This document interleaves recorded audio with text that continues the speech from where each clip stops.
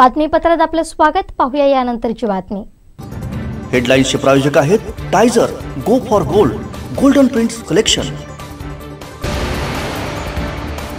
प्रकल्प विरोधासाठी एनजीओंकडे कोट्यवधींची माया येते कुठून? राजन साळवींच्या विधानानं खळबळ.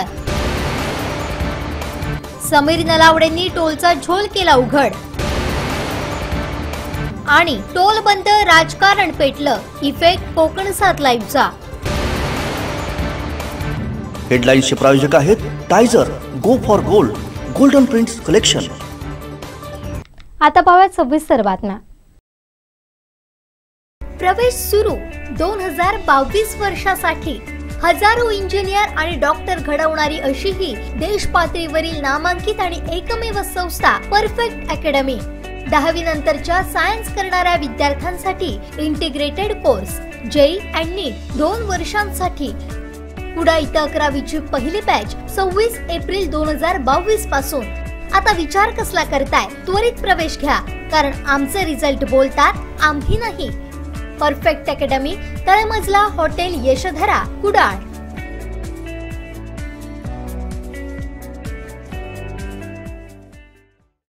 कोकणात आलेल्या प्रत्येक आपत्तीत गायब होणाऱ्या एनजीओंकडे मोठ्या प्रकल्पांच्या विरोधासाठी कोट्यवधींची माया येते कुठून, असा खडा सवाल आमदार राजन साळवी यांनी केलाय. अशा एनजीओंची बुरका फाडण्याची गरज आहे, असंही ते म्हणालेत. रविवारी होणाऱ्या स्वागत सोहळ्याच्या पार्श्वभूमीवर राजन साळवींचं विधान खळबळजनक मानलं जात आहे. कोणत्याही प्रकल्पाच्या विरोधात पूर्ण वेळ देत कोकणातील जनतेत गैरसमज निर्माण करणारे व्यावसायिक एनजीओ कोकणी जनतेवर ओढावलेल्या आपत्तीच्या प्रसंगी इथं कधीही दिसलेले नाहीत. कोकणाला वादळी वाऱ्यासह अतिवृष्टीचा फटका बसला, त्यावेळी माणूस संकटात सापडला, त्यावेळी जनतेच्या मदतीसाठी लोकप्रतिनिधी म्हणून आपणास इतरही राजकीय पक्ष धावून गेले होते. मात्र अशा संकट काळात देखील जनतेकडे ढुंकूनही न बघणारे ही एनजीओ मंडळी कोकणातील बेरोजगारी दूर करण्यासाठी आलेल्या प्रत्येक प्रकल्पाविरोधात जनतेची माती होण्यासाठी आठवणीनं कशी काय येतात, असा खडा सवाल आमदार राजन साळवी यांनी उपस्थित केलाय. संकटात सापडलेल्या आणि मदतीसाठी अपेक्षा करणाऱ्या कोकणवासियांना मदत करण्यासाठी त्यांच्याकडे फंड उपलब्ध नाहीत. पूर्णपणे व्यावसायिक पद्धतीने कार्यरत असलेल्या एनजीओंना प्रकल्पांना विरोध करणे हा त्यांचा घोषित धंदाच असल्याचा आरोपही त्यांनी केलाय. अशाच व्यावसायिक एनजीओंचा बुरका पाडण्याची जनतेनं पुढाकार घ्यावा आणि त्यांचं खरं रूप समाजासमोर आणावं, असं आवाहनही त्यांनी केलंय. संपूर्ण कोकणसह जगभरातील ताज्या घडामोडी सर्वात प्रथम पाहण्यासाठी कोकणचं नंबर 1 महा चॅनल कोकण 7 लाईव्हचं यूट्यूब चॅनल सबस्क्राइब करा आणि लेटेस्ट अपडेटसाठी बेल आयकॉन क्लिक करा.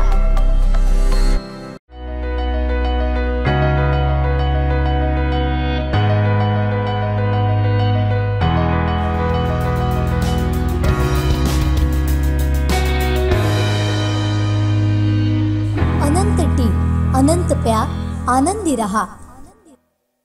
सध्या गाजत असलेल्या टोलचा झोल कणकवली नगराध्यक्ष समीर नलावडे यांनी उघड केलाय. टेंडर प्रोसेसमध्ये गोंधळ असून सिंधुदुर्ग वासियांना पहिल्या निविदांमध्ये टोल माफी होती. दुसरी निविदा काढून सिंधुदुर्ग जिल्ह्याला का वगळले, याच्या मागचे खरे सूत्रधार कोण, असा सवाल समीर नलावडे यांनी उपस्थित करत याचे पुरावे सादर केले.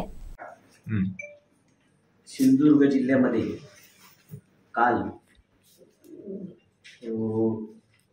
टोल संदर्भात बऱ्याच राजकीय व्यक्तींनी आपली मतं मांडली आणि सिंधुदुर्गात सुरू होणारा टोल या संदर्भात सिंधुदुर्ग जिल्ह्यातील जनतेच्या मनामध्ये जी संभ्रमावस्था निर्माण झालेली आहे, त्या दृष्टीने आणि सिंधुदुर्ग जिल्ह्यातील जनतेला टोल मुक्ती मिळावी या दृष्टीने काल मी स्टेटमेंट सुद्धा केली होती. काल मी चॅनलच्या माध्यमातून काही माझी प्रतिक्रिया मी दिली होती. ती प्रतिक्रिया देण्यामागचा उद्देशच माझा हा होता की सिंधुदुर्ग जिल्ह्यातील जनतेला टोल भरावा लागता नाही. सिंधुदुर्ग जिल्ह्यातील जनता MH07 यांना वगळून तुम्ही टोल घ्या, रस्ता केला टोल घेतला पाहिजे, हे देखील मला मान्य आहे. याचं कारण असं होतं की या डिपार्टमेंटकडून मी काही कागद मिळवलेली आहेत. जवळजवळ 40 ते 45% कागद माझ्या हातात मिळालेले आहेत टोल टेंडरचे आणि जवळजवळ राहिलेले 50-60% कागद मला येणाऱ्या 10 दिवसात मिळणार आहेत. आणि मी एक जबाबदारीने सांगतो, ज्या पद्धतीने मी कागद मिळवले तर ॲक्च्युली हे टेंडर करीमुल्ला ही हैदराबादची कंपनी आहे. तिला 22,999,000 8,22,999 मिळालं. ऐकून घ्या, 8,22,999 ऑनलाईन मिळालं. त्याचे सगळे कागद माझ्याकडे आहेत. 8,22,999 त्यांची निविदा मंजूर 8,22,999. त्याच्यानंतर त्याची वर्क ऑर्डर सुद्धा आहे, म्हणजे त्याला दिलेली नोटीस वर्क ऑर्डर सुद्धा माझ्याकडे आहे आणि मी ती तुम्हाला वेळ आल्यानंतर देणार आहे. फक्त मी तुमच्या माहितीसाठी दाखवतो.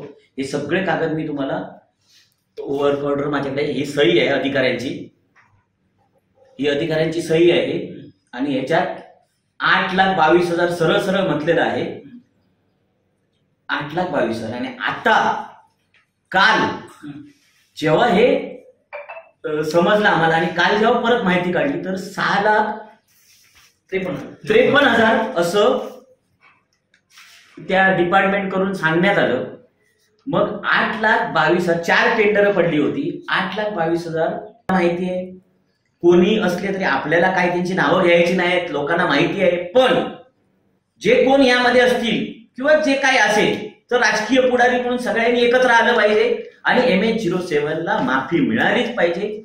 सगळ्यात जर नुकसान कोणचं होणार असेल तर सिंधुदुर्ग जिल्ह्यात जास्त नुकसान होणार असेल तर कणकवली तालुका आहे, देवगड तालुका आहे आणि वैभववाडी तालुका आहे. का तर सिंधुदुर्ग जिल्ह्याचं मुख्यालय ओरोसला जाण्यासाठी सातत्याने या 3 विभागातली, या 3 तालुक्यातली माणसं जाणं येणं असतं. आमच्यासारख्याचे 3-4 फेऱ्या होतात. म्हणजे अशा सर्वसामान्यांच्या सुद्धा कणकवली शहर हे मध्यवर्ती असल्यामुळे ओरोसला जे लोक नोकरी निमित्त आहेत त्यांनी कणकवलीमध्ये फ्लॅट घेऊन राहिलेले आहेत, ते सातत्यानं त्यांचं जाणं येणं असेल. म्हणजे एखाद्या माणसाने किती वेळा टोल भरायचा हा देखील प्रश्न आहे. म्हणून या 3 तालुक्यांना जास्त त्रास होणार आहे. त्या दृष्टीने MH07 आमची अशी मागणी आहे. पहिल्या टेंडरमध्ये नमूद होतं ना MH07 ला माफी देऊन टेंडर होतं, मग ते टेंडर कागद कोणी बदलला याची चौकशी झाली पाहिजे. आणि मी तर राणे साहेबांना आणि नितेश साहेबांना सांगितले की मला असं वाटतं की ही टेंडर प्रोसिजर तुम्ही कॅन्सल करा, केंद्रीय मंत्र्यांजवळ जाऊन प्रोसिजर कॅन्सल करा अशी मी मागणी केली आहे. आता त्या मागणीला किती यश येतं काय येतं हे आपण पाहायचं आहे. माझं तर सर्वच राजकीय पुढाऱ्यांनी जे काल कोण बोलले असतील किंवा बोलायचे असतील, कोणी आपापली भूमिका मांडली असेल, मी त्यांना कागद देतो. ते टेंडर कॅन्सल करतायत का मदत करतायत का बघूया सगळे लोक. आपल्याला काय सिंधुदुर्ग जिल्ह्यातील जनतेला न्याय द्यायचा आहे. त्याच्यामुळे आपण सगळ्यांनी प्रयत्न करायचे. माझ्याकडे कागद आहेत, कसं कसं ते मी सगळं सांगतो. मला कोणी तो बोलू देत. कोणाला जरी वाटत असेल की मी राजकारण करतोय, राजकारण करायचा काय विषय, पेपर बोलतायत. राजकारण कशात, राजकारण करून काय मिळणार आहे. तुमच्या जे मनात आहे, जे माझ्या मनात आहे की टोल MH07 ला टोल माफी मिळाली पाहिजे, ते तुमच्या मनात आहे. तर या ना एकत्र लढाई करूया. मी तुम्हाला दाखवतो कशी कशी चुकी केली आहे. पण कोणतरी याच्यात असतील म्हणून त्याला बगल देतील तर असं होतं नाही. कृपया करून आपल्या जिल्ह्याचा विषय आहे, सर्वसामान्य नागरिकांचा विषय आहे. दुसरी गोष्ट 53,000 असं त्या डिपार्टमेंट कडून सांगण्यात आलं. मग 8,22,000 4 टेंडर पडली होती. 8,22,999 जर टेंडर तुम्ही त्याच अधिकाऱ्याची सही आहे, ज्या अधिकाऱ्याने ज्या डिपार्टमेंट कडून झालं, मग तेच डिपार्टमेंट 6,50,000 कसे झाले. हा मोठा झोल आहे. 6,53,894 रुपये. मला पडलेला प्रश्न आहे, टेंडर प्रोसिजर झाली, तुम्ही वर्क ऑर्डरचं पत्र दिलं आणि त्याच्यानंतर ही अमाऊंट बदलली कशी, हा एक गोळ आहे. पहिल्या टेंडरमध्ये मी जबाबदारीने सांगतो, पहिल्या टेंडरमध्ये MH07 वाहन वगळून टोल घ्या असं टेंडरमध्ये नमूद होतं. ते सुद्धा कागद मला येणाऱ्या 8 दिवसात मिळतात. जबाबदारीने सांगतोय, MH07 यांना वगळून तुम्ही टोल घ्या असं असताना देखील ही सेकंड जे काय पेपरमध्ये बदलाबदली कदाचित त्या डिपार्टमेंटचा अधिकार असेल बदलायचा, त्या डिपार्टमेंटमध्ये कुठच्या अधिकाऱ्याने काय केलंय तर त्या अधिकाऱ्यावर 100% कारवाई झाली पाहिजे. मला मिळालेले सध्याचे पेपर मी आदरणीय केंद्रीय मंत्री राणे साहेबांना पाठवले, स्थानिक आपले आमदार लोकप्रिय आमदार नितेशजी राणे साहेबांना पाठवले, त्यांना सगळी हकीकत सांगितली. येणाऱ्या 10 दिवसात मला बाकीचे पेपर मिळतात आणि या संदर्भात मी दोघांशी बोलल्यानंतर योग्य ती कारवाई माननीय केंद्रीय मंत्री नितीनजी गडकरी साहेबांशी राणे साहेब बोलतील. आमदार नितेशजी राणे साहेब स्वतः दिल्लीला जाणार आहेत आता या विषयासाठी बोलायला. माझी तर त्यांच्याकडे मी मागणी केली नितेश साहेबांजवळ की ह्या टेंडर मध्ये तफावत झालेली आहे. हे टेंडर MH07 वगळून होतं पहिलं, त्याच्यावर काय तो योग्य निर्णय झाला पाहिजे. आकडेवारीमध्ये बदल दिसतोय. पहिलं 8,22,999 होतं मंजूर, त्यात यांची सही दिसते मला. आणि सेकंड त्यांनी 5,06,53,000 कसं झालं या संदर्भात नितेशजी राणे साहेब गडकरी साहेबांना बोलतील. म्हणजे डिपार्टमेंटमध्ये कुठच्या अधिकाऱ्याने काय केलंय का याची सगळी चौकशी झाली पाहिजे. माझी तर त्यांच्याकडे मागणी आहे की MH07 ला पासिंग असलेल्या गाड्यांना टोल माफी झालीच पाहिजे. सर्वच राजकीय पक्षांनी हा विषय गांभीर्याने घेतला पाहिजे. संपूर्ण कोकणसह जगभरातील ताज्या घडामोडी सर्वात प्रथम पाहण्यासाठी कोकणचं नंबर 1 महा चॅनल कोकणसात लाईव्हचं YouTube चॅनल सबस्क्राईब करा आणि लेटेस्ट अपडेटसाठी बेल आयकॉन क्लिक करा. रासायनिक खतांच्या व कीटकनाशकांच्या अति वापरामुळे जमिनींचे आरोग्य बिघडले. यावर फक्त एकच उपाय, ऊर्जित शाश्वत जीवाणू समृद्ध सेंद्रिय खत. शेतकरी मित्रांनो, शाश्वत हे खत सर्व फळझाडे, फुलझाडे, ऊस, हळद, भाजीपाला इत्यादी सर्व पिकांसाठी उपयुक्त आहे. शाश्वत खताच्या वापराने पिकांच्या मुळांची लांबी व संख्या वाढते. शेतकरी बंधूंसाठी ऊर्जित शाश्वत जीवाणू खत वाढविल शेतकऱ्यांची आर्थिक पत. काजवास शेतकरी सेवा केंद्र पंढूर. कोकणचं नंबर 1 महा चॅनल कोकणसात लाईव्हनं वेळोवेळी सामान्यांच्या प्रश्नांना वाचा फोडत न्याय मिळवून दिलाय. याचा प्रत्यय पुन्हा एकदा आला असून निमित्त ठरला तो टोल नाका. 26 मेला ओसरगाव टोल नाका तपासणीसाठी सुरू करण्यात आला. त्यावेळी सकाळपासून दुपारपर्यंत कोकणसात लाईव्हनं A to Z कव्हरेज दिलं. सिंधुदुर्ग जिल्ह्यातील हा पहिला टोल नाका आहे आणि हा टोल नाका आज प्रायोगिक तौर तपासणीसाठी सुरू करण्यात आलेला होता. जिल्ह्यामध्ये टोल सुरू झालेला आहे आणि ओसरगावमध्ये टोल नाक्यावर मनसे सरचिटणीस तथा माजी आमदार वर्षा उपरकर हे या जिल्ह्यातले सर्व खासदार आमदार लोकप्रतिनिधी हे निष्क्रिय आहेत. हा टोल जर चालू झाला तर सिंधुदुर्गातील बहुसंख्य प्रवासी असेल, पर्यटक असेल, यांचं मोठं नुकसान होणार आहे. टोल वसुली केली तर मात्र आम्ही ते होऊ देणार नाही. आम्ही टोल नाका उद्ध्वस्त करून टाकू. त्यानंतर राजकीय पक्ष, सामाजिक संघटनांनी हा टोल नाका बंद व्हावा म्हणून आक्रमक पवित्रा घेतला. टोल फोडण्याचा इशारा दिला आणि अखेर सायंकाळी हा टोल नाका बंद करण्यात आला. पाहूया. नमस्कार, सध्या आपण आहोत कणकवलीतील ओसरगाव या टोलने. सिंधुदुर्ग जिल्ह्यामध्ये सध्या ज्वलंत प्रश्न पडलेला आहे की हा टोल, सर्वच राजकीय पक्षांनी ह्या टोलला विरोध केलेला आहे. पण कोकणसात लाईव्हच्या माध्यमातून आपण ह्या टोलची तपासणी 26 मेला ज्यावेळी सुरू झाली त्यावेळी सकाळपासून ते दुपारपर्यंत ह्या बातम्या लावून धरल्या आणि या लावून धरल्यानंतरच दुपारी 3 वाजता 26 मेला दुपारी 3 वाजता हा टोल जो तपासणी नाका होता त्यावेळी गाड्या येत होत्या आणि या कशा पद्धतीने त्यांची तपासणी चालू होती तात्पुरती.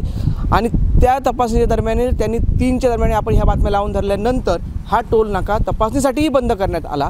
आणि त्यानंतर बंद झाल्यानंतर टोल नाका ही सगळी बातमी सगळीकडे कोकणसात लाईव्हची पसरली आणि लोकांचा रोष वाढला, नागरिकांचा रोष वाढला. त्यानंतर प्रवासी संघटना आक्रमक झाल्या, राजकीय नेते जागरूक झाले आणि हा टोल बंद करण्यासाठी त्यांनी उठाव घेतला.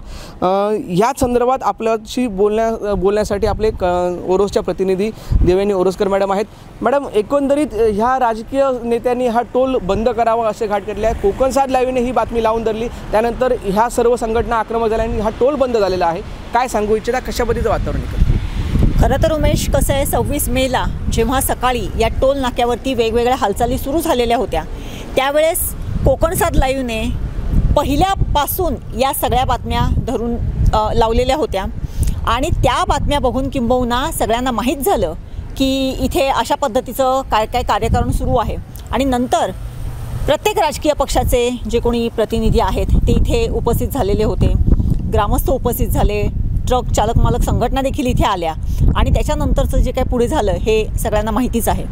परंतु मी असं सांगेन की जेव्हा या टोल नाक्याची जेव्हा उभारणी झाली तेव्हापासून हा टोल नाका वादामध्ये आहे, अशासाठी की जर एखाद्या कुडाळच्या माणसाला, ओरोसच्या माणसाला, अगदी कसालच्या माणसाला जर कणकवली जायचं असेल तर त्याला टोल भरावा लागणार का इथपासूनची संभ्रमावस्था होती।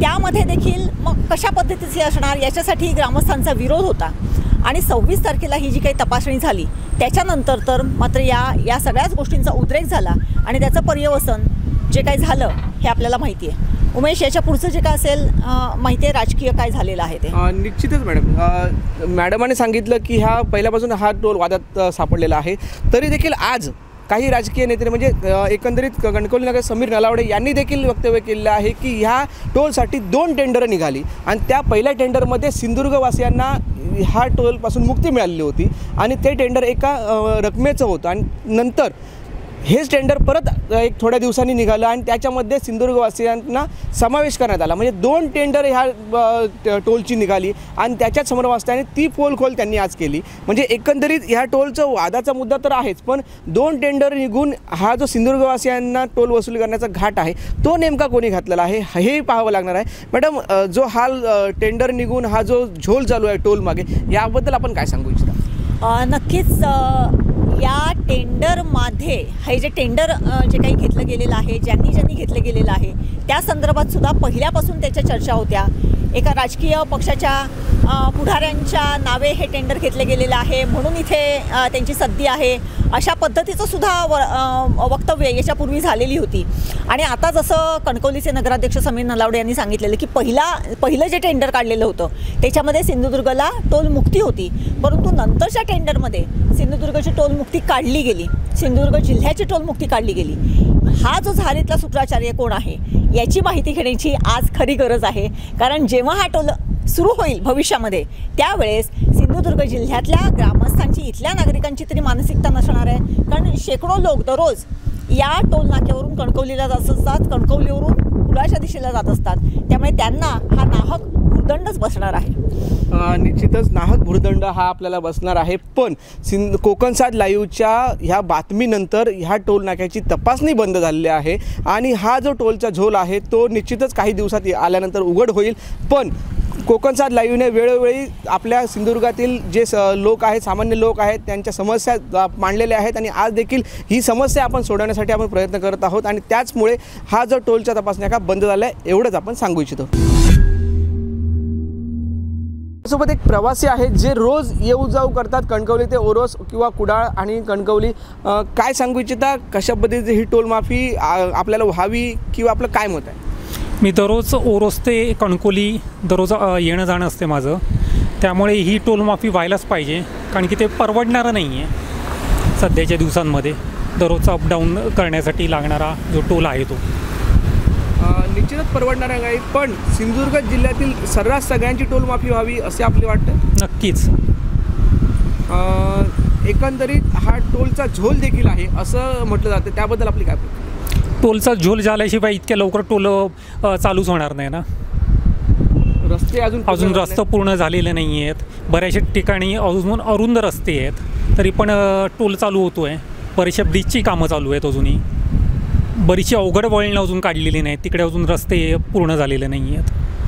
निश्चितच हे प्रवासी आहेत त्यांनी सांगितलं की जी रस्त्याची कामं आहेत ती अजून झाली नाहीत, स्ट्रीट लाईटची असतील, दिशादर्शक फलक असतील, त्याच्यानंतर वेगवेगळे मुद्दे आहेत हे अजून बाकी आहेत आणि तरी हा टोल नाका सुरू केलेला आहे। आपल्यासोबत देवेने मॅडम पुन्हा जोडले आहेत की मॅडम अजूनही कामं अर्धवट आहेत आणि टोल सुरू करण्यात आलेला काय सांगू? नाही, कामं तर अर्धवट आहेतच, टोल सुरू करण्यात आलेला आहे किंवा टोल सुरू करण्यात आला होता, आता त्याच्यावरती अशी मखलाशी केली गेली त्या दिवशी की त्यावेळेस फक्त टेस्टिंग केलं गेलं असं सांगण्यात आलं, परंतु उमेश टेस्टिंग जर करत असतील तर त्यावेळेस सिंधुदुर्ग जिल्ह्यातल्या या टोल नाक्यापासून 20 किलोमीटर अंतराच्या परिघामध्ये राहणाऱ्या लोकांना मासिक 315 रुपये पासाचा जो बोर्ड लावलेला होता तो मात्र इथून काढण्यात आलेला आहे, तो मात्र त्यावेळेस लावण्यात आलेला होता। याच्यामध्येच हा टोल सुरू करणार होते की ती फक्त टेस्टिंग होती हे आपल्याला दिसून येते। खरं म्हणजे असं होता कामा नये। जेव्हा कोकण 7 लाईव्हने ह्या बातम्यांचा उठाव केला त्याच्यानंतर अनेक लोक इकडे आली आणि त्या लोकांचा विरोध, त्या लोकांचा रोष आणि आपण दाखवलेल्या बातम्या ह्याचा एकत्रित परिपाक त्या दिवशी संध्याकाळी 4 वाजता हे जे काही इथे सगळं जे काही सकाळपासून जे काही सुरू होतं ते नाटक, त्या नाटकावरती पडदा पडलेला आहे। ही वस्तुस्थिती नाकारता येत नाही। निश्चितच आपण ही बातमी लावून धरली म्हणून हा सगळा जो पर्दाफाश झालेला आहे, त्यामुळे हा टोल बंद झालेला आहे। पण सिंधुदुर्गातील प्रत्येक नागरिकाची हीच इच्छा आहे की सिंधुदुर्गवासियांना ह्या टोलमधून वगळण्यात यावं। 26 मे रोजी तपासणीसाठी हा टोल सुरू झाला असे सांगण्यात आले, पण आपल्याला एक पावती येथे मिळाली आहे। त्या पावतीमध्ये सरळ लिहिलेलं आहे national highway authority of India, Kalmath बाजार प्रोजेक्ट NH 66 कलमठ झाराप। याच्यामध्ये कॉन्ट्रॅक्टरचं नाव दिलेलं आहे DBL, त्यानंतर त्याचा तिकीट नंबर आहे तो दिलेला आहे, बॅच नंबर दिलेला आहे, ऑपरेटर दिलेला आहे, डेट अँड टायमिंग दिलेली आहे ती 26/5/2000 आहे आणि 17/2 असं त्याचं टायमिंग आहे। व्हेकल नंबर देखील आहे आणि त्यात अमाऊंट देखील आहे, जर्नी फेअर आहे त्याचा तो आहे 290 आणि किलोमीटर हे सगळं दिलेलं आहे। सिंगल वेला त्याने प्रवास केलेला असं सांगतात। म्हणजे ही पावती देखील त्या दिवशी फाडली गेलेली आहे आणि कुठेतरी पैसे वसूल करण्याचं काम सुरू होतं काय हेही त्यापासून आपल्याला बघावं लागेल, कारण बऱ्याच पावत्या इथे काही ठिकाणी पडलेल्या आहेत। त्यामुळे हा जो टोल सुरू करण्याचा घाट होता तो केलेला होता ह्या कंपनीने, कुठेतरी या ठेकेदाराने कंपनी केलेला होता आणि तो कुठेतरी आपण कोकण 7 लाईव्हच्या माध्यमातून दाखवल्यानंतर राजकीय नेत्याने उठाव घेतला आणि संघटनाने उठाव घेतला आणि ते कुठेतरी बंद झालेलं आहे। पण सिंधुदुर्गातील जे नागरिक आहेत, प्रवासी आहेत, या सर्व प्रवाशांना या टोलमधून मुक्ती मिळावी हेच एक आपलं मागणं आहे। कोकण 7 लाईव्ह, उमेश बुचडे, कणकवली। संपूर्ण कोकणसह जगभरातील ताज्या घडामोडी सर्वात प्रथम पाहण्यासाठी कोकणचं नंबर 1 महा चॅनल कोकण 7 लाईव्हचं यूट्यूब चॅनल सबस्क्राईब करा आणि लेटेस्ट अपडेटसाठी बेल आयकॉन क्लिक करा। प्रवेश सुरू 2022 वर्षासाठी हजारो इंजिनियर आणि डॉक्टर घडवणारी अशी ही देश पातळीवरील नामांकित आणि एकमेव संस्था परफेक्ट अकॅडमी। 10वी नंतरच्या सायन्स करणाऱ्या विद्यार्थ्यांसाठी इंटिग्रेटेड कोर्स JEE आणि NEET 2 वर्षांसाठी। पुढा इथं 11वीची पहिली बॅच 26 एप्रिल 2022 पासून। आता विचार कसला करताय? त्वरित प्रवेश घ्या, कारण आमचे रिझल्ट बोलतात, आम्ही नाही। परफेक्ट अकॅडमी, तळमजला, हॉटेल यशोधरा, कुडाळ।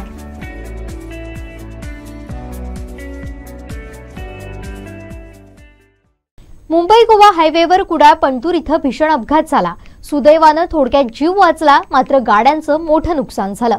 मुंबई गोवा महामार्गावर पंतूर इथं मिडल कट वरती अचानक समोर आलेल्या गाडीला मुंबईहून गोव्याकडे जाणाऱ्या गाडीनं वाचवण्याचा प्रयत्न केला, मात्र त्यांचीच गाडी 10 फूट लांब पडून अपघात झाला।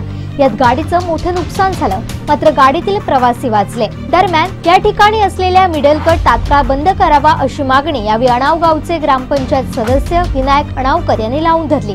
घटनास्थळी दाखल झालेले कुडाळ पोलीस ठाण्याचे पोलीस निरीक्षक, वाहतूक शाखेचे प्रभारी पोलीस निरीक्षक आणि राष्ट्रीय महामार्ग पोलीस यांच्याशी चर्चा करताना हा मिडल कट बंद करून पंढूर गावात जाणाऱ्या ग्रामस्थांसाठी अंडरग्राउंड बॉक्स करून द्यावा अशी मागणी पंढूर सरपंच दादा साहिल यांनीही केली।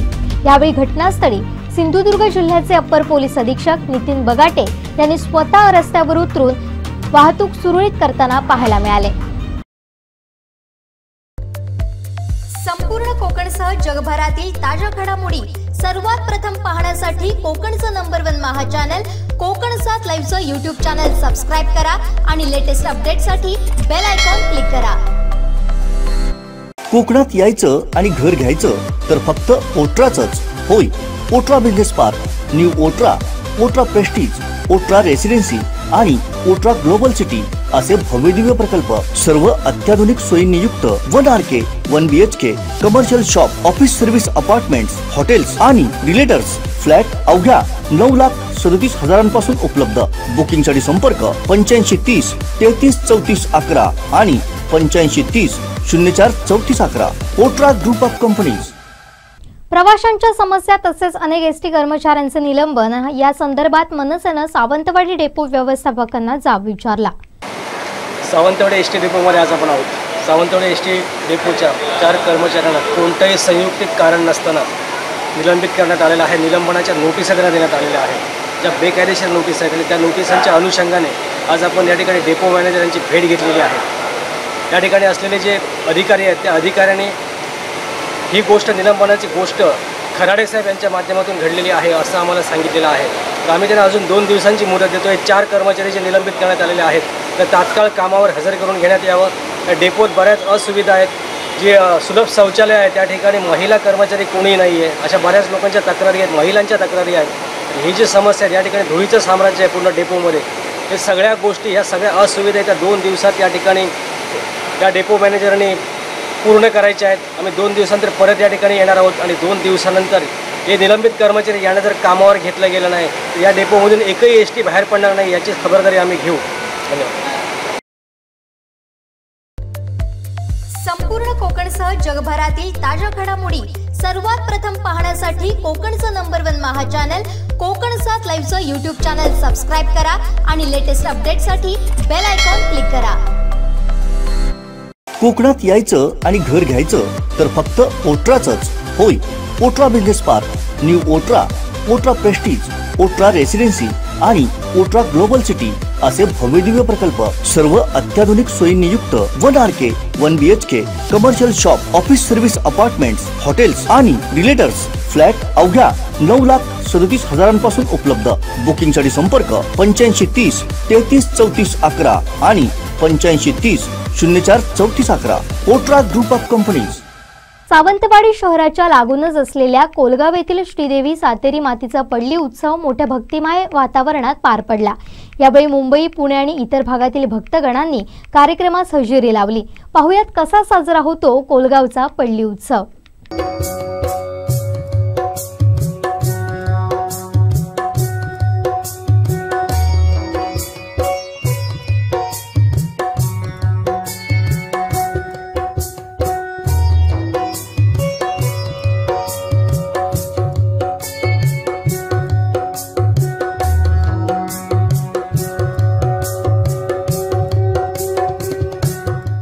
नमस्कार। कोलगावच्या श्रीदेवी सातेरी देवीचा त्रैवार्षिक महोत्सव गेल्या 4 दिवसापासून सुरू आहे। साधारण 3 वर्षांनी त्रैवार्षिक हा महोत्सव होत असतो।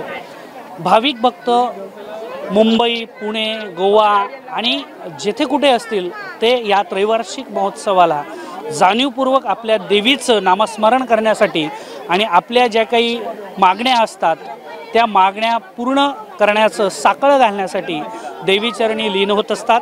काल एक भला मोठा असा महाप्रसादाचा कार्यक्रम या ठिकाणी पार पडला आणि हजारो लोकांनी त्या महाप्रसादाचा लाभ घेतला। आज या देवीचा हा जो महोत्सव आहे त्याचं म्हणजे पडली उत्सव। तर या पडली उत्सवाचं या ठिकाणी पडली भरण्याचं काम थोड्याच वेळाने हा शुभयोग या ठिकाणी येणार आहे। असंख्य ग्रामस्थ मंडळी आणि गावकार बांधव या ठिकाणी जमले आहेत। पडली उत्सवाचं वैशिष्ट्य म्हणजे 3 वर्षांनी हा येत असतो आणि ग्रामस्थ आणि गावकर बांधव हा फार मोठा उत्सव एकमेकांच्या सुखदुःखाचे भागीदार होऊन देवीचरणी लीन होत असतात आणि आपल्या आवडत्या देवीला विघ्न हे जे काही आहेत कोरोनारूपी असतील किंवा नैसर्गिक आपत्ती असतील हे सगळं विघ्न दूर करून आमच्या कोलगाव या दशक्रोशीतील नागरिकांना आणि संपूर्ण कोकणातील कोकणवासियांना सुख समृद्धी आणि भरभराटी देऊ असं देवीचरणी लीन होऊन ते मागणं करत असतात। अनेक गावकर बांधव या ठिकाणी आपल्यासोबत आहेत, ग्रामस्थ आहेत, बालगोपालसुद्धा आहेत। अत्यंत लहानांपासून थोरांपर्यंत सगळी मंडळी या ठिकाणी एकवटलेली आहे आणि थोड्याच वेळानंतर हा पडली उत्सव या ठिकाणी या सर्वांच्या साक्षीने पार पडणार आहे। साधारण काका काय सांगाल या उत्सवाबद्दल? हा उत्सव त्रैवार्षिक दर 3 वर्षांनी होतो आणि 3 वर्षांनी पारंपरिक पद्धतीने तो आम्ही सगळे जे गावातले लोक आहेत, मुंबईकर आहेत, सासूरवासी आहेत यांच्याबरोबर तो 5 दिवसाचा कार्यक्रम आम्ही करतो। नक्कीच आपल्यासोबत अजून काही मंडळी आहेत, गावकर बांधव आहेत, ते सुद्धा आपल्याशी बोलतील आणि या उत्सवाबद्दल काय वाटतं? ग्रामदेवता श्री देवी सातेरी पंचायतन देवस्थान कोलगावचा त्रैवार्षिक पडली उत्सवच्या निमित्ताने हा सर्वसाधारणपणे मे महिन्यामध्ये कार्यक्रम सर्वसाधारणपणे होतो आहे आणि मध्यंतरी या 4 वर्षामध्ये कोरोनाचं महासंकट असल्यामुळे या 2-3 वर्षामध्ये कार्यक्रम होऊ शकले नाहीत। तरीसुद्धा आता कोरोना गेलेला आहे सर्व देवदेवतांच्या आशीर्वादाने आणि तसं बघितलं तर या कार्यक्रमाची जी सुरुवात आहे ती आमची काल 26 तारीखपासून सुरुवात झालेली आहे। 26 ते 30 मग पहिल्यांदा कुळाकडून हे तरंग हे वाजत गाजत हे सातेरी मंदिराकडे येतात। त्याच्यानंतर दुसऱ्या दिवशी ते सातेरी मंदिरामध्ये सर्व संचारांना हाक दिली जाते आणि त्यानंतर संचाररूपी सर्व देवदेवता या चव्हाटा येथे येतात आणि त्यानंतर दीर्बाई मंदिराकडे प्रस्थान होतात। तिथे नवस बोलणे ओटी भरण्याचा कार्यक्रम होतो आणि रात्री उशिरा पुन्हा एकदा तरंग हे सर्व संचारासहित या देव चव्हाटा येथे आणले जातात। आज शनिवार आहे आणि शनिवारी सकाळी पडली भरण्याचा कार्यक्रम आहे। सर्व संचारांना हाक मारून सर्व आमचे गावातले मानकरी ग्रामस्थ भाविक यांच्या सर्वांच्या साक्षीने इथे हा कार्यक्रम पार पडला जातो। तसं उद्या पण तसं संध्याकाळी परत संचारांना हाक मारणार आहे आणि वेगवेगळे सांस्कृतिक कार्यक्रम या ठिकाणी होत आहेत। दशावतारी नाटक भजनं वगैरे इत्यादी आहेत। त्याच्यानंतर उद्या पण तसंच आहे आणि सोमवार आहे त्या दिवशी पडलीची सांगता आहे आणि सकाळी संचारांना हाक मारून दुपारी इथे महाप्रसाद केला जातो। आमचे दादासाहेब सावंत पुण्याचे आहेत आणि कैलासवासीय भारत सावंत यांनी हे महापौर असताना हा कार्यक्रम त्यांनी एक सुरू केलेला होता आणि हा सुरू केल्यानंतर एक आगळीवेगळी चालना मिळालेली आहे। किती वर्षाची परंपरा आहे हा उत्सव? ही आता आम्हाला निश्चित सांगता येईल पण 100 वर्षापेक्षा जास्त जुनी परंपरा आहे आणि त्यामध्ये पडली भरणे म्हणजे मुख्य असा कार्यक्रम आहे की गावातील क्लेश जायला पाहिजे। हा गावात पूर्वीपर्यंत लोकांचा म्हणजे एक परंपरा आपली आहे आणि त्या कोविड त्याच्यानंतर वेगवेगळे लोकांना महामारीसारखे लोक येऊ नयेत यासाठी ही पडलीची संकल्पना केलेली आहे। त्याच्यामुळे हा इथे पडली रूपे स्वरूपामध्ये ओट्या भरण्याचा कार्यक्रम घेतो आणि त्यानंतर सोमवारी ज्यावेळी आपण इथून बाहेर पडतो त्यावेळी एक सामुदायिक गारणं केलं जातं देवस्थानच्या वतीने की गावामध्ये सर्वांना चांगलं आरोग्य उदंड लाभावं यासाठी देवाचरणी प्रार्थना केली जाते आणि तिथून पडली ही महादेवाच्या किरोडा येथे प्रस्थान केले जाते आणि ही ह्या देवस्थानावर सर्व गावातील भाविकांचा विश्वास आहे आणि त्यामुळे सातत्याने इथे आता आमचे मुंबई चाकरमाने आलेले आहेत। आमचे काही या ठिकाणी मानकरी आहेत, ग्रामस्थ आहेत आणि सर्व माहेरवाशिणी आहेत। त्याच्यामुळे एक आगळा वेगळा कार्यक्रम आहे आणि त्यामुळे गावात एक चैतन्याचं वातावरण आहे आणि त्यामुळे एक आगळा वेगळा कार्यक्रम असल्यामुळे गावात एक चैतन्य असल्यामुळे सर्व लोकांना आपला कसा एक कार्यक्रमाची आतुरतेने वाट पाहतात की गावामध्ये पडली आहे। त्यामुळे एक 5 दिवस तरी गावातील लोकांना सर्व आपले जे काय सुखदुःखात एकमेकाच्या सहभागी होतात आणि त्यानंतर सांगता झाल्यानंतर पुनश्च आपल्या कामाला लागतात। अशा तऱ्हेने या 5 दिवसाच्या कामाचं चैतन्य निर्माण होतं आणि कामाचं असं स्वरूप आहे आणि मी तुमच्या लाईव्ह सिंधुदुर्गचा धन्यवाद देतो की हा कार्यक्रम संपूर्ण ठिकाणी पोचवता। कारण बऱ्याच ठिकाणी हा कार्यक्रम कसा होतो किंवा काय त्यामुळे लोकांना ते माहिती नाही। त्यामुळे आपल्या चॅनलच्या माध्यमातून सर्व ठिकाणी हा कार्यक्रम जगभरात पोचेल। महाराष्ट्रात तर पोचलेला आहे पण जगभरात पोचेल आणि सर्व भाविक या ठिकाणी कोलगावमध्ये येतील आणि हा कार्यक्रम बघण्याची त्यांना एक सुवर्ण संधी आहे। माझ्या मते कोलगावच्या ठिकाणीच हा जो पडलीचा कार्यक्रम आहे तो आमच्या सिंधुदुर्ग जिल्ह्यात कुठेही अशा प्रकारे होत नाहीत। हा एकमेव परंपरा आहे आणि चांगल्या प्रकारे 6 दिवसाचा हा कार्यक्रम असतो। आज पडली भरल्यानंतर विधियुक्त धार्मिक कार्यक्रम तिथं केले जाणार, पडली भरली जाणार।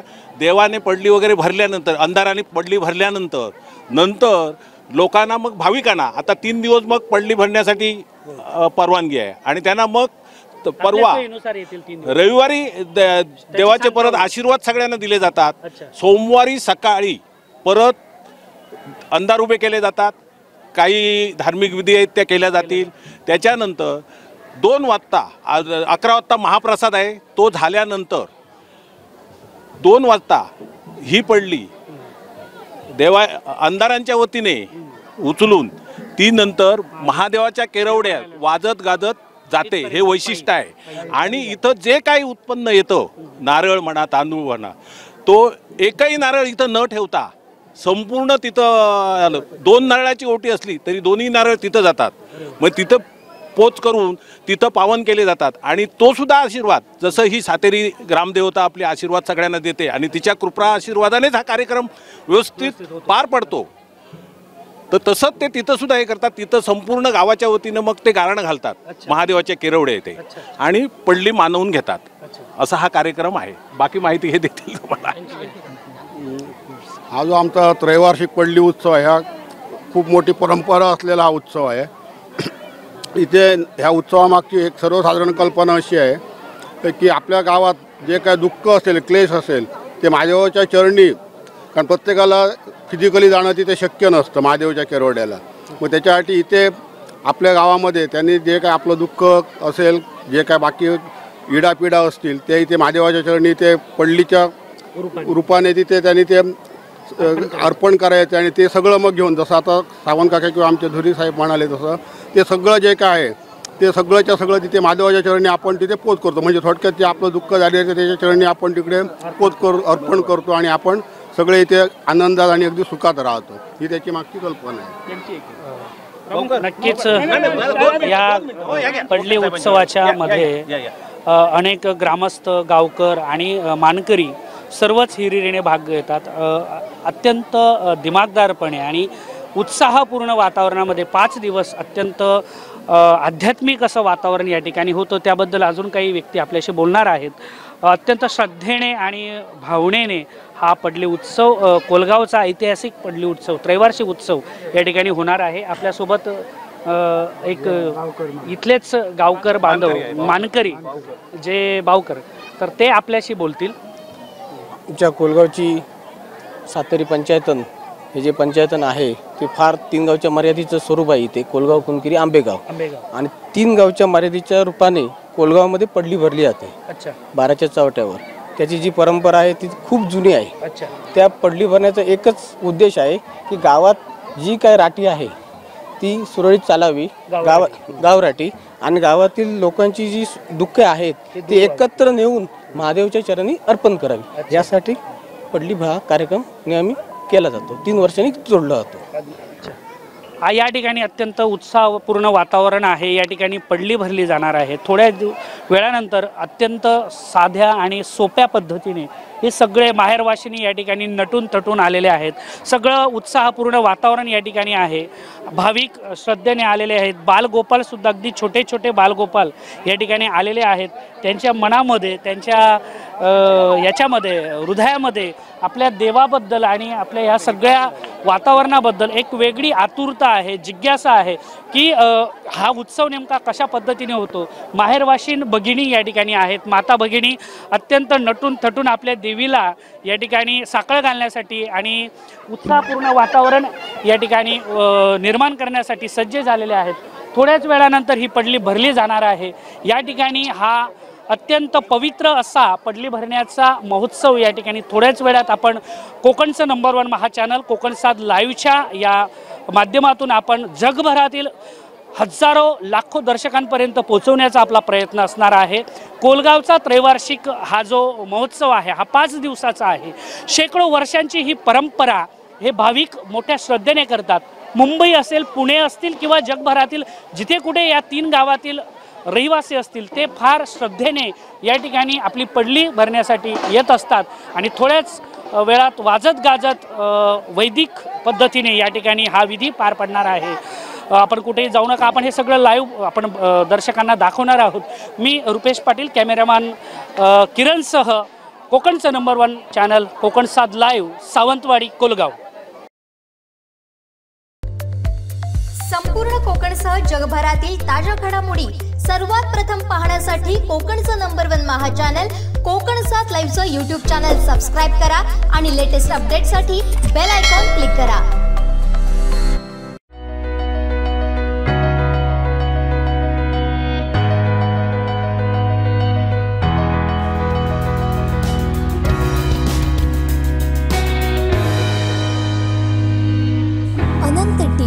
अनंत प्या, आनंदी रहा। Tug of war federation of India आणि Maharashtra tug of war Sindhudurg यांच्या संयुक्त विद्यमानं तसंच सर्वे नंबर 39 मित्रमंडळ शिरोडा यांच्या सहकार्यानं 27 ते 30 मे या कालावधीत शिरोडा वेळागर इथं होत असलेल्या 35व्या senior national tug of war beach रस्सीखेच चॅम्पियनशिप 2022 स्पर्धेचा शुभारंभ आमदार दीपक केसरकर यांच्या हस्ते करण्यात आला।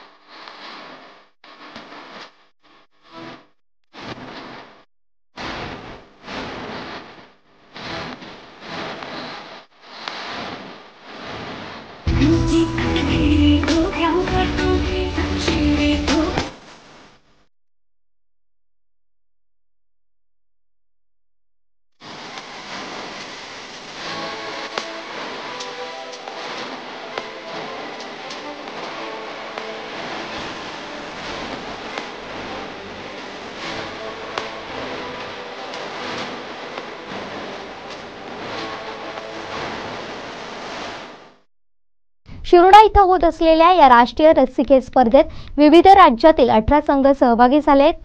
या स्पर्धेचं उद्घाटन आमदार दीपक केसरकर यांच्या हस्ते झालं। यावेळी नॅशनल रस्सीखेच संघटनेचे जनरल सेक्रेटरी मदन मोहन, राज्य संघटनेच्या अध्यक्षा माधवी पाटील, सचिव जनार्दन गुपिले, राष्ट्रीय संघटना खजिनदार NK Chakravarti, technical director Arjun Singh, Sindhudurg संघटनेचे अध्यक्ष जयप्रकाश चमणकर, सचिव किशोर सोनसूरकर, निलेश चमणकर, सरपंच मनोज उगवेकर, ग्रामपंचायत सदस्य कौशिक गावडे, आजू आमरे, सर्वे नंबर 39 उदय भगत, जिल्हा क्रीडा अधिकारी श्रीमती शिरसे, तालुका क्रीडा अधिकारी विजय शिंदे, शिवसेना तालुका प्रमुख यशवंत परब, उपजिल्हा प्रमुख सुनील डुबळे, शहर प्रमुख अजित राऊळ यांच्यासहित इतर मान्यवर उपस्थित होते। उद्घाटनाच्या वेळी झालेल्या महाराष्ट्र आणि ओडिशा यांच्या सामन्यात महाराष्ट्र संघाने बाजी मारली, तर महाराष्ट्र संघात सिंधुदुर्गच्या सर्व खेळाडूंनी आपल्या उत्कृष्ट खेळाचं प्रदर्शन केलं।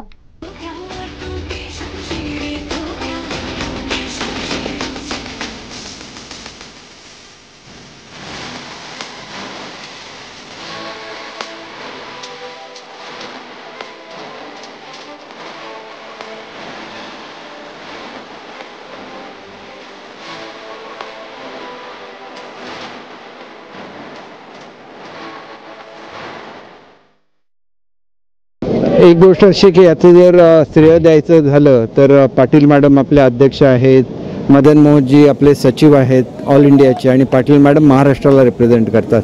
चमणकरजींनी जयप्रकाश चमणकरजी खूप मोठा त्याच्यामध्ये परिश्रम घेतले। ही स्पर्धा तर घेतलीच आणि सर्वे नंबर 39 मधले जे सर्व नागरिक आहेत यांना कामाला लावलं, त्याच्यामुळे अत्यंत कमी वेळामध्ये ही स्पर्धा आयोजित होऊ शकली। 18 वेगवेगळ्या राज्यातून संघ या ठिकाणी आलेले आहेत। जवळजवळ 54 संघ याच्यामध्ये भाग घेणार आहेत आणि त्या सर्वांची राहण्याची व्यवस्था अत्यंत निसर्गरम्य असं शिरोडा आहे। आणि माझी खात्री आहे की ज्याप्रमाणे वेंगुर्ल्याला आपण बीच कबड्डीच्या नॅशनल घेतलेली होती, त्यानंतर वेंगुर्ला खूप पॉप्युलर झालेलं होतं, तसंच शिरोडासुद्धा आता आंतरराष्ट्रीय नकाशावर इथं ताज ग्रुपच्या हॉटेलला आल्यामुळे होणारच आहे। परंतु त्याच्याचबरोबर बीचवरच्या ज्या ॲक्टिव्हिटीज असतात त्या व्हायला लागल्या तर ते सुद्धा एक अट्रॅक्शन निश्चितपणे पर्यटकांना आणि खेळाडूंना होणार आहे। आणि रस्सीखेच या स्पर्धेचं खूप आकर्षण हे सिंधुदुर्गवासियांच्यामध्ये आहे। मग बंड्या परब असतील, कांदळकर असतील आणि इतर अनेक लोक आहेत, कांडरकर असतील, अशा अनेक लोकांनी पुढाकार घेऊन रस्सीखेच सिंधुदुर्गमध्ये एवढी पॉप्युलर केली की आपल्या संघाने महाराष्ट्रामध्ये पहिला क्रमांक मिळवलेला आहे। त्या सर्वांचा मला अभिमान आहे आणि ते सुद्धा माझ्या मतदारसंघातल्या वेंगुर्ला तालुक्यातलेच आहेत, ह्याचा सुद्धा अधिक अभिमान आहे। ज्या ज्या स्पर्धा, केवळ हेच नाही तर ज्या ज्या स्पर्धा होतील त्याला पूर्ण सहकार्य आमचं सगळ्यांचं राहील। आमदार निधीमधून सुद्धा 12 लाख रुपयाची मदत ह्या स्पर्धेसाठी करत असताना हे काय फक्त माझ्या मदतीतून ही स्पर्धा होत नाही आहे, तर प्रत्येकाने आपला फुलना फुलाची पाकळी याच्यासाठी दिलेली आहे। अनेक लोकांनी आपले परिश्रम दिलेले आहेत। गेले कित्येक दिवस पाटील मॅडम या ठिकाणी ठाण म्हणून बसलेले आहेत आणि मुळात त्यांचं आजोळ हे कोकणातलं असल्यामुळे त्यांना कोकणाबद्दल जी आत्मीयता आहे त्याचं हे प्रतीक आहे। आणि सर्वे नंबर 39चे लोक ही चमणकर साहेबांवर किती प्रेम करतात याचं सुद्धा एक प्रतीक आहे असं मी समजतो। या संपूर्ण लढ्यामध्ये सर्वे नंबर 39 विकासापासून वंचित राहिलेला होता. आमदार म्हणून माझं कर्तव्य राहील की त्यांना मुख्य प्रवाहामध्ये आणणं आणि उत्कृष्ट पर्यटन, ज्याप्रमाणे ताजमध्ये हायग्रेड पर्यटन होईल तसंच विलेज टुरिझमसुद्धा किती चांगलं असू शकतं, होम हॉस्पिटॅलिटी किती चांगली असू शकते याचं उत्कृष्ट उदाहरण या ठिकाणी घडवलं जाईल आणि त्याच्यासाठी सर्व निधीसुद्धा दिला जाईल. आणि अनेक खेळांना आपण प्रोत्साहन देत असताना ज्यांचं याच्यासाठी सहकार्य झालेलं आहे, स्थानिक सरपंच असतील, ग्रामपंचायत असतील, ग्रामपंचायतीचे सदस्य असतील, शेजारच्या सागरतीर्थचे सदस्य असतील, सर्वच लोकांनी आपापल्या परीने, आरवलीचे असतील, सर्वांनीच आपापल्या परीने मदत केली आहे. पण त्याच्यापेक्षा सुद्धा मुख्य पंचांचं असतं. पंच आणि जे एक्सपर्ट्स आहेत ते भारताच्या वेगवेगळ्या भागातून इथं आले आहेत आणि त्यांनी गेले काही दिवस इथं थांबून या सगळ्याचं व्यवस्थित परीक्षण केलेलं आहे आणि त्यांच्या मार्गदर्शनाखाली ही स्पर्धा होणार आहे. लवकरच आपल्या महाराष्ट्रामध्ये 5% ज्या खेळाडूंना घेतलं जातं त्याच्यामधून हा खेळ वगळलेला होता, तो पुन्हा एकदा कसा त्याच्यामध्ये सहभागी करता येईल याच्याबद्दल मी क्रीडा मंत्री महोदयांशी चर्चा करेन आणि असोसिएशनची आणि त्यांची एक मीटिंगसुद्धा मुंबईला निश्चितपणे घडून आणेन. आणि सर्वांचे तर नावं घेत नाही, परंतु अशा ज्यावेळेला स्पर्धा होतात त्याला एकाचं श्रेय नसतं, संपूर्ण जनतेचं जे श्रेय असतं. आणि खेळाडूंनीसुद्धा खिलाडूपणा दाखवला पाहिजे आणि या स्पर्धेची उंची वाढवली पाहिजे असं मला वाटतं. आणि या निमित्ताने जो संघ महाराष्ट्राला रिप्रेझेंट करतो तो सिंधुदुर्गने रिप्रेझेंट करावं याच्यासारखी दुसरी आनंदाची बाब माझ्यासाठी दुसरी कुठली नाही.